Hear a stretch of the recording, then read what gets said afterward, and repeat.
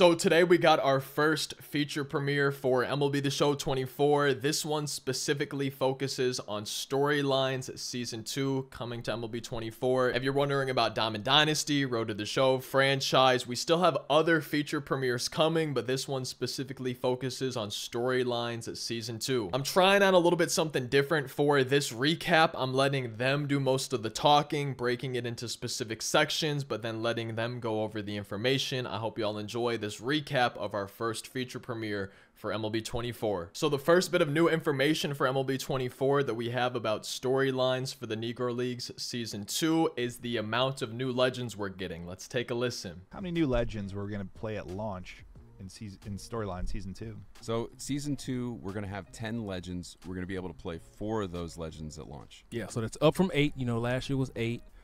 This year is 10. But at launch, we're only releasing the first 4 legends. And then in about 2 weeks, we'll release another group. And then in another 2 weeks, we'll release the final 10. We did that for a few reasons. We wanted to give people an opportunity to really let the content breathe and just be able to take your time with the content because there's more of it, and it's not going to take that long. You only got to wait 2 weeks. So we're going to be getting 10 total new legends from storylines season 2. We get the first 4 at launch. 2 weeks after that, we get another 4. 2 weeks after that, we get the final 2. Then they went on to talk about who those new legends are. We're going to know the first 4 of them. The first one they're revealing is probably the most requested that we didn't see last year. Let's take a listen. The name that we've heard the most over the last year. By far. Yep. I had relatives like texting me about this, like, we're missing a name from season 1. Oh yeah. Oh yeah. The one and only Josh Gibson. So without we don't want to spoil the content for season 2. Just tell us a little bit of why Josh Gibson is so important to the story of So let's hear about Josh Gibson. Well, in the echelon of Negro League's history, legends and lore, he is in essence our John Henry. Yeah, Babe Ruth was like Paul Bunyan. Josh Gibson is our John Henry. The power was almost mythical like, but it was real. Yeah, it was real. And so I can understand the fascination around Josh. The numbers are staggering when you start to talk about a player of this magnitude. And I talk about it all the time. If there was any such thing as a 5-tool catcher, it would be Josh Gibson. I can't wait to use him in the show. It's easy to get lost in the power. He wasn't just a great power hitter. Josh Gibson was a great hitter with power. And they don't look at places in the ballpark that Gibson hit the ball. No. They look at landmarks. Landmarks. Yeah, so you see that tree over there? Josh hit one over there. See that barn over there? Josh hit one over there. You know, that's the way that he was seen. And a gentle giant. Yeah, just, you know, everybody that I've met who knew him, they all say the same thing.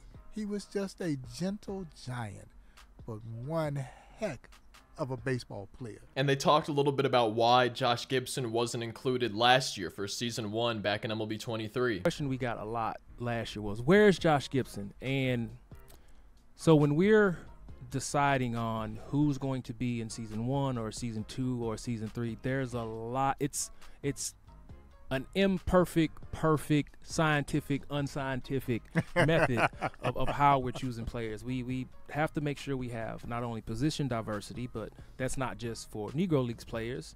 That is for also the live content team. We have to look at that. We're also looking at when they played, how they played. And because the story of the Negro Leagues isn't so well known, we didn't want to just throw all of the most known names in season 1 because we wanted to save some heat. And so that's why you're seeing this staggered release, because if you know anything about the Negro Leagues, the 2 names you probably know about is Satchel Paige and Josh Gibson. But what we saw last year was that when Satchel gets talked about, now people will know about a Martin DeHigo, Hilton Smith, a Hank Thompson. And so when we're deciding on who's going to be in each season of storylines, we want to have more well-known, amazing athletes and lesser-known athletes. And that's not to say that they're lesser athletes or that their feats and how amazing they were lesser known. It's just that most people don't know anything about them. So if we spread out the really big names that people know about, it gives us this opportunity to have the audience learn about a Hank Thompson, Martin DeHigo, Buck Leonard, who we're going to talk about very, very shortly. So there is a method to the madness. Like we know there's other names that you want to see, and we'll get to them eventually, but just know there's a method behind the madness, and there's a reason why, you know, some names aren't included in season 1, but they are included in season 2. And after we talk about all of season 2, there's going to be other names that are going to pop up. But just know that there's a method to the madness. So the first new legend we found out about was Josh Gibson, and now they're talking about the second new legend coming with storyline season 2. Let's hear who it is. And the second athlete in the first drop of season 2 is going to be the Thunder Twin teammate of Josh Gibson, the one and only Buck Leonard. Ooh, man, smooth, swinging hitter. He hit over 400, man, when he was 40 years old. Over 400 at age 40. Yeah, and he is that rarest of Negro League players, because most Negro League players, they jump from team to team. They went with where the money was, but not Buck. Buck stayed with one team. Pretty much his entire Negro League career. He turns down an opportunity to go to Major League because he knew he was too old. But that combination of Gibson and Leonard, so you couldn't separate them. So it was brilliant to have them in the game together, because that may be the best duo in baseball history. Ooh. And no one knows this. Nobody knows. That might be the greatest tandem in baseball history when we talk about Buck Leonard and Josh Gibson. Bob, they were compared often to counterparts in Major League Baseball, right? Well, Josh Gibson, of course, compared to being the Black Babe Ruth. And of course, Buck Leonard compared to Lou Gehrig. Oh, wow. And sometimes people are offended by these comparisons, but you have to understand they were trying to help you understand by relating it to a Major League contemporary. It was no slight on those black players' part to be considered the Black Babe Ruth or the Black Lou Gehrig. But the folks who saw them play think that they may have been better than Ruth and Gehrig.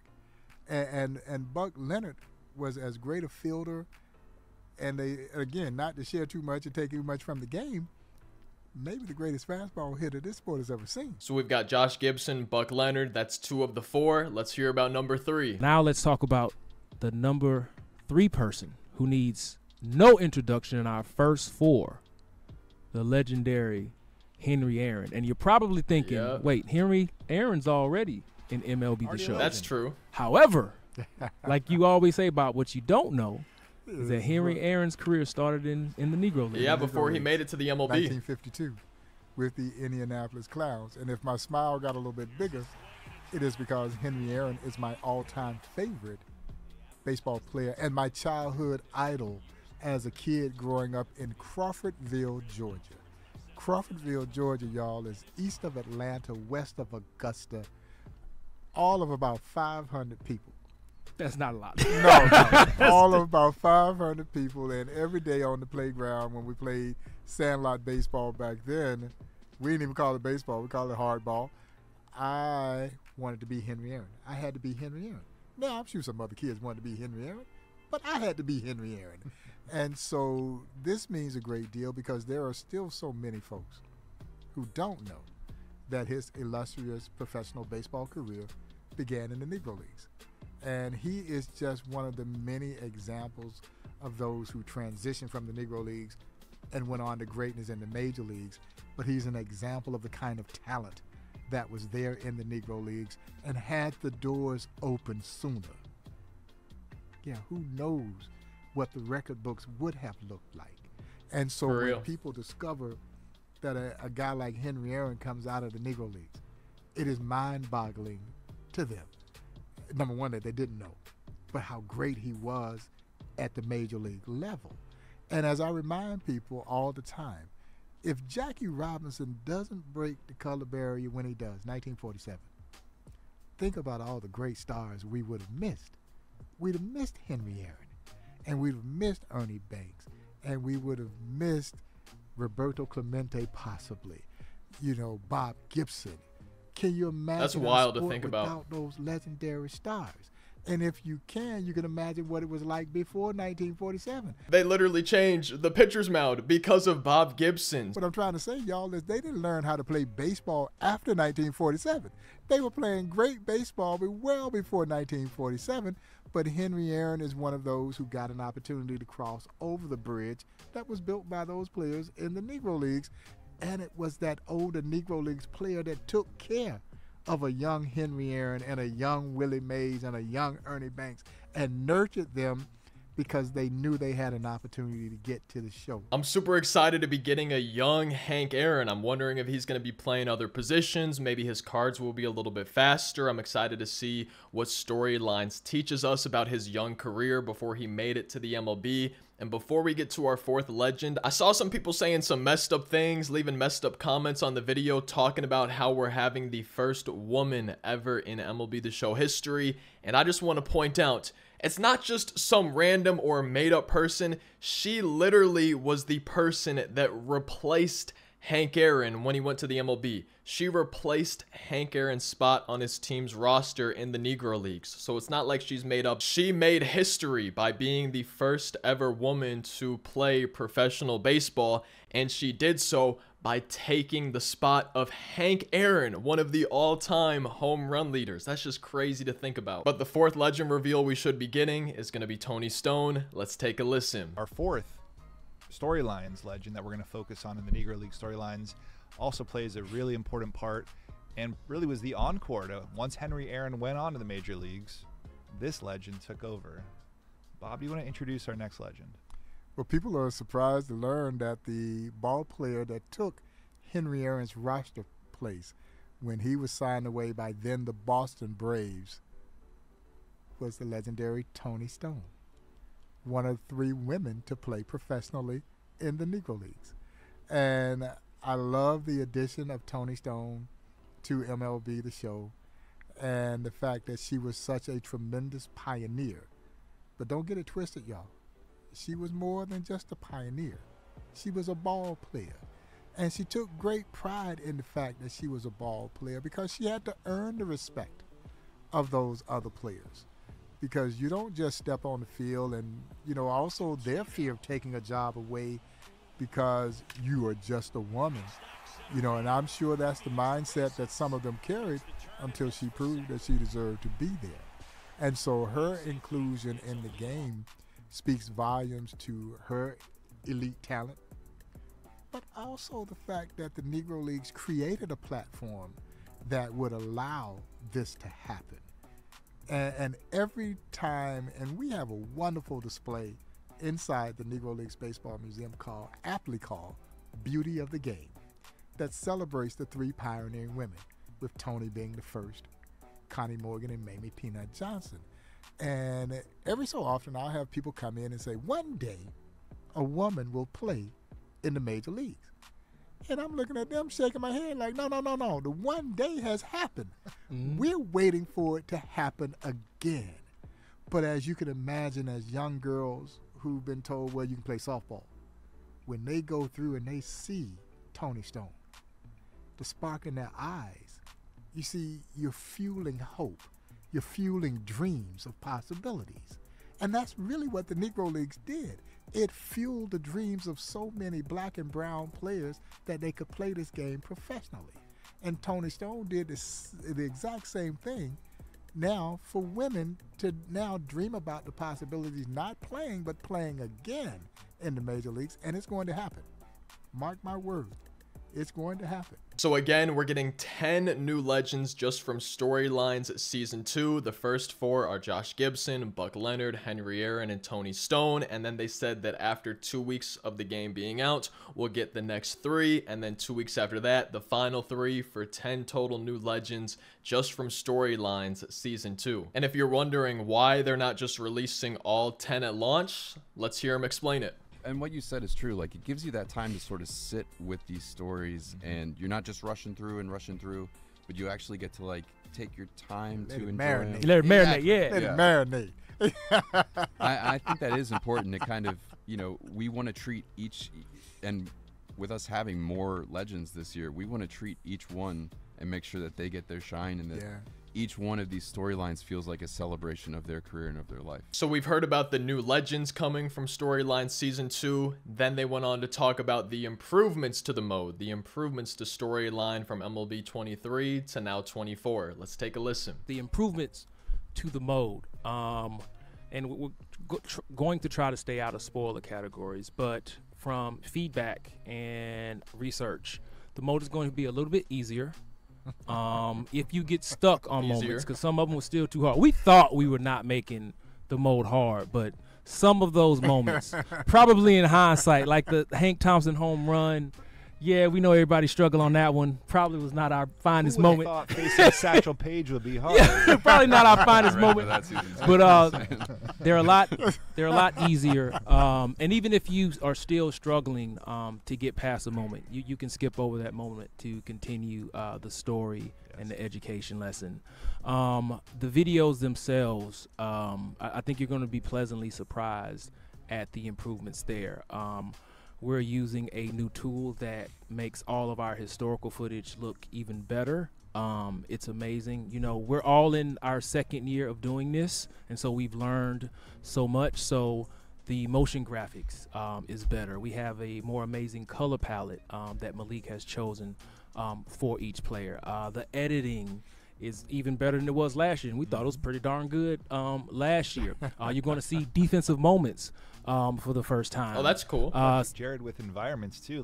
We had some new stadiums last year in 23. Remind us, how many new stadiums did we have last year in Storylines? We had 4 last year. So just overall, it's going to be a bit more polished. Everything that we saw last year is going to be improved upon. I think it's just going to look overall better. Even though it was great last year, the presentation is going to be even better this year. And they're also improving the stadiums, and it sounds like we might get some more too. Let's hear them talking about the stadiums coming with storylines. We introduced last year with Forbes Field, and actually we made some updates to it. We gave it that upper deck and right, and really make it feel like more authentic to the time period that it's in. So I'm super hyped that we've done such a good job laying the groundwork in season 1, and now season 2 we can really even make stuff even better. I mean, we have one more stadium that we didn't talk about too. Oh yes, please. Greenleaf Field, brand new, where the brand new stadium Crawfords played. And I mean, Bob tells a story in there. The Crawfords weren't around for a long time, but when they were around, they were very good. They were outstanding. And man, I can't wait to use some of these new legends. Something that I loved from last year, season 1 of Storylines, was some of the new uniforms we got, how they looked, different types of materials, and we're going to be getting some new uniforms as part of season 2 of Storylines coming to MLB 24. Let's take a look at some of these new uniforms. His uniforms, Ramon, too. Yeah, so as we mentioned, Toni Stone and Henry Aaron, they both played for the Indianapolis Clowns. So at launch, you'll have 3 Indianapolis Clowns I found my new jerseys. Uniforms. And when we're talking about the Thunder Twins, Josh Gibson and Buck Leonard, the Homestead Grays, and the Pittsburgh Crawfords. So you're going to see 6 Homestead Gray uniforms. Oh, and wow. 4 Pittsburgh Crawford uniforms. Okay. Those baggy, the style, the unique, that was all new last year, too. Brand new tech. And it was amazing. I mean, you could almost feel the wool in those uniforms. That's how amazing the work that was done. I mean, the artistry behind this is that you could almost feel the wool. And it was just amazing. Every detail was absolutely well thought of and thought about and treated with such care. And it made me wish we had that customization, if not even more. I want to see as much customization for the jerseys, uniforms, just you name it. The more customization, the better for really any mode in MLB The Show. And we did get confirmation that all the legends added from Storylines Season 1 in MLB 23 will be returning in MLB 24. And we can confirm all the legends of last year's Storylines are back in MLB The Show 24. You'll see them in all the same places. Love that. Love to see be a that. part of these stories, and we'll learn more about even the likes of Henry Aaron. How can we learn more about someone that famous. I hate it when they take away legends, so it's nice to know they're not taking any of them away from Storyline Season 1. They'll all be back. And that's the end of the first feature premiere for MLB 24. I'm super excited to play with these new legends, find out more about them, learn about their history, and Storylines Season 2 coming in MLB The Show 24.